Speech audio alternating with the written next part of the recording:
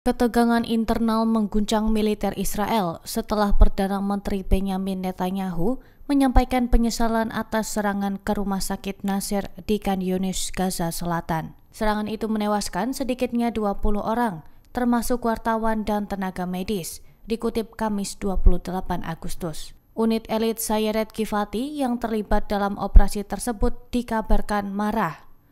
Mereka menilai pernyataan Netanyahu sebagai bentuk pengkhianatan terhadap pasukan yang menjalankan perintah. Media lokal melaporkan tentara mengonfirmasi serangan itu telah melalui persetujuan komando senior. Namun kritik muncul setelah Netanyahu menyebut insiden itu sebagai kecelakaan tragis. Serangan terhadap rumah sakit Nasser disebut sebagai upaya menghancurkan kamera pengintai Hamas. Namun jatuhnya korban sipil membuat kecaman global semakin besar. Dalam pernyataannya, Israel mengaku sangat menyesalkan peristiwa di rumah sakit Nasser. Pemerintah juga berjanji melakukan penyelidikan menyeluruh atas kejadian itu. Microsoft dilaporkan meminta bantuan FBI untuk memantau demonstrasi karyawan yang mendesak perusahaan memutuskan hubungan kerjasama dengan Israel. Laporan ini diungkap Bloomberg pada Selasa 26 Agustus. Seorang direktur investigasi Microsoft melalui email meminta FBI memberi informasi intelijen terkait rencana aksi. Salah satu nama yang disebut adalah mantan karyawan Hossam Nasser yang aktif mengkritik Microsoft karena dianggap terlibat dalam genosida. Dokumen internal juga menyebut sejumlah karyawan dan keluarganya ikut terkait dalam protes. Meski demikian, FBI menegaskan pihaknya hanya akan bertindak jika ada ancaman kriminal atau keamanan nasional. Pekan lalu, 20 demonstran ditangkap di kantor pusat Microsoft di Redmond setelah memblokir pintu masuk plaza. Mereka mendirikan tenda, meneriakkan yel-yel dan menolak perintah polisi. CEO Microsoft, Brad Smith, menegaskan perusahaan terbuka terhadap diskusi, namun tidak mentoleransi tindakan yang dianggap vandalisme atau mengganggu operasional. Pihak perusahaan memperketat keamanan, bahkan menerapkan prosedur layaknya bandara pada konferensi Build di Seattle.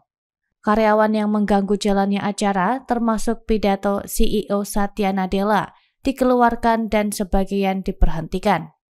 Meski ada tindakan tegas, penyelenggaraan menyebut lebih dari 200 karyawan aktif dan mantan karyawan masih terlibat dalam aksi protes.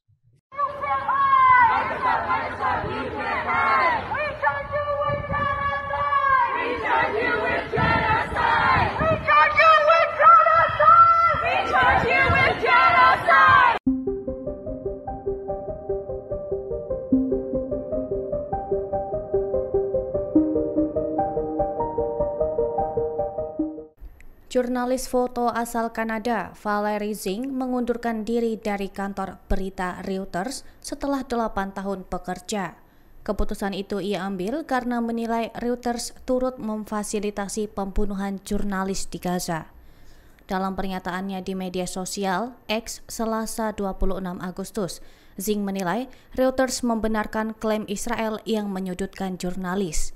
Ia menyinggung pemberitaan terkait Anas Al-Sharif, jurnalis Al Jazeera yang disebut Israel sebagai agen Hamas tanpa bukti yang kuat. Zing menegaskan tidak bisa lagi mengenakan kartu pers Reuters tanpa rasa malu. Ia menyebut keberpihakan media besar kepada narasi Israel membuatnya memilih mundur. Ia juga menyoroti serangan Israel di rumah sakit Nasser, Gaza, yang menewaskan 6 jurnalis termasuk kameramen Reuters, Hossam Al-Masri. Zing menyebut serangan itu sebagai strategi double tap yang menargetkan jurnalis dan petugas medis.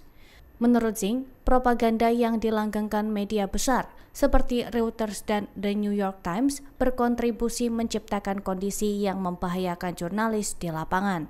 Ia menambahkan, langkahnya mundur merupakan bentuk protes terhadap keberpihakan media yang dinilainya tidak etis.